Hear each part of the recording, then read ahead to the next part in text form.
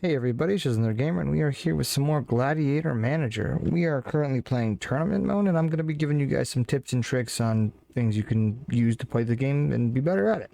This game is absolutely amazing. I'm playing the tournament mode, so it is not like the campaign, but it is a really, really fun game, and I hope these tips and tricks can help you guys play it and succeed and get farther in it. Let's get started. So my first tip for this game is when you first start off, the enemies will be randomized, so you won't know exactly who you're getting. I always like to go with heavies at first because they hit hard, and usually they don't have a healer, so there's not really an issue. So yeah, I always like to go with heavies, and I also always look and see what kind of skills I can get and upgrade. So right now I can learn just about any of these. I have the money. I don't have a lot of starting capital, and we'll talk about what I usually do when I first start. So that's my first tip. Okay, tip 2, I believe, is basically going to the, as you see right here, the item market and looking for armor pieces you can have for your men, because a little extra armor never hurt anybody. So yeah, there's usually some deals here, and really just buy whatever you can to suit the starter units that you use. Like I said, I use heavies. You can use really whatever. But yeah, looking for some good something to get them a little bit more armor right off the bat is always super helpful. And you can start off by equipping them with 2 different pieces of armor, which is always really, really good. And that's my second tip. My third tip is prioritizing what enemies you want your certain units to go after. So with the heavier hitters, we want them to go towards fighter enemies, and with a secondary of support enemies, just because if you start hitting their support, it's going to weaken them, but if you hit their heavy hitters first, it's going to take care of business quicker, in my opinion. That's kind of how the battle strategy goes in my mind. I mean, when you fight, you try to hit the tankier guys first. I mean, healers are good to go first, but that's also dependent on the units that you have on the field. Like if you have a long range guy, you definitely want to go for the healers, because the healers are healing the tanks, making them harder to kill. But in my opinion, starting off, you kind of have a free range with whatever you want to start with, whatever your preferred battle strategy is. Okay, that is my third tip. I believe it's my third one. So our next tip will be with upgrades. So depending on the unit, being a more of a an offensive unit, being a heavy hitter, you're going to want to look at what his his type of attack is. His type is melee, and his main stat is strength.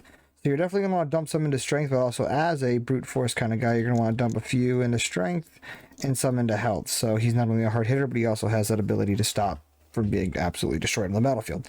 And this is where you also might want to look into perks you can use, like gain XP faster for heavier units. I think this is a really good one, just due to the plain and simple fact that they're out on the field already gaining so much XP. Why not give them even more of an advantage, so they can level up faster, because like I said, they are your heavy hitters.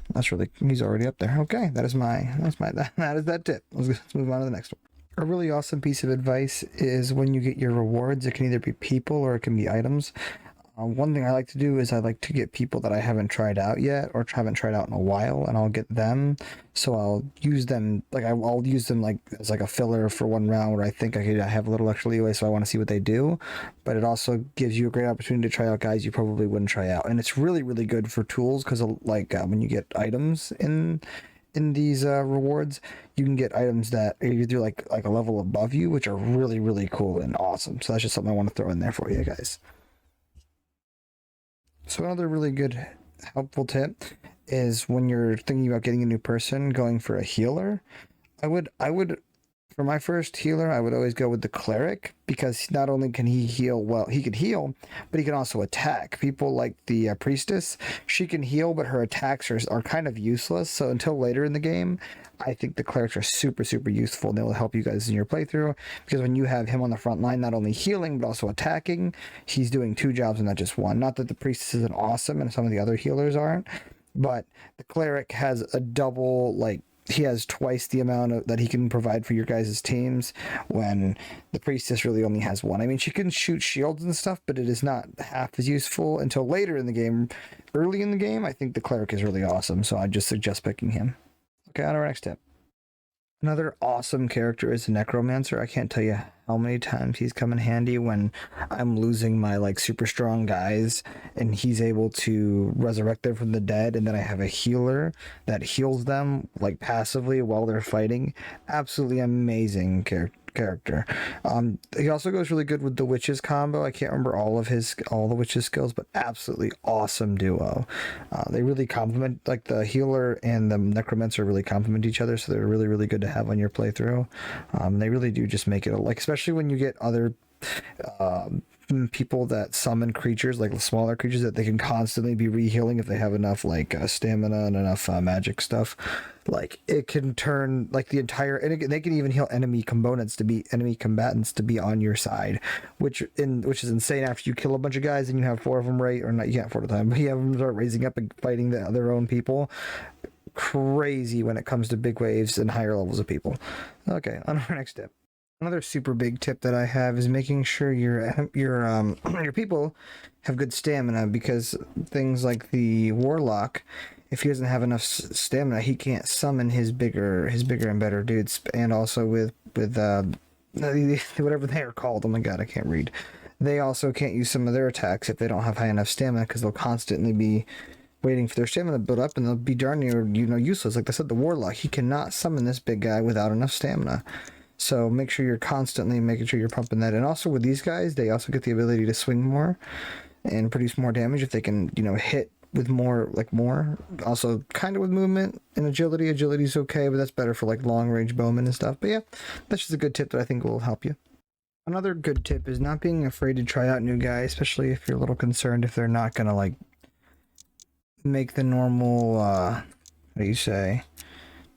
Like they're not gonna perform as best. Just trying them out, giving them a chance could also be a huge help with your strategy, because they're gonna continuously put up guys that are gonna test your guys' fighting, like your guys' ability to work as a team and do all the stuff they have to do. So like what I'm trying to say, point is the game is always trying to be working against you. So trying out new like setups, like adding, I've never used this guy before, but he's not doing too bad.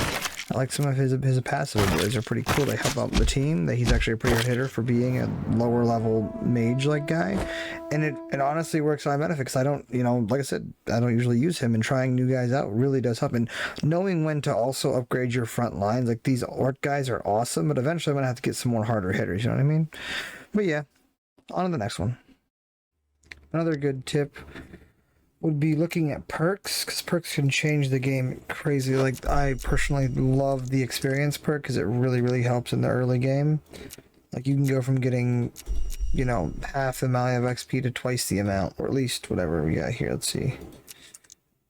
But yeah, perks are super important, especially for there's a lot of them that help heavier units, and people that use a lot of it, like the archer that uses a lot of agility. There's really good perks for it. You have to go through and read them all, but they're all, like I said, there's even ones that give you health for killing things.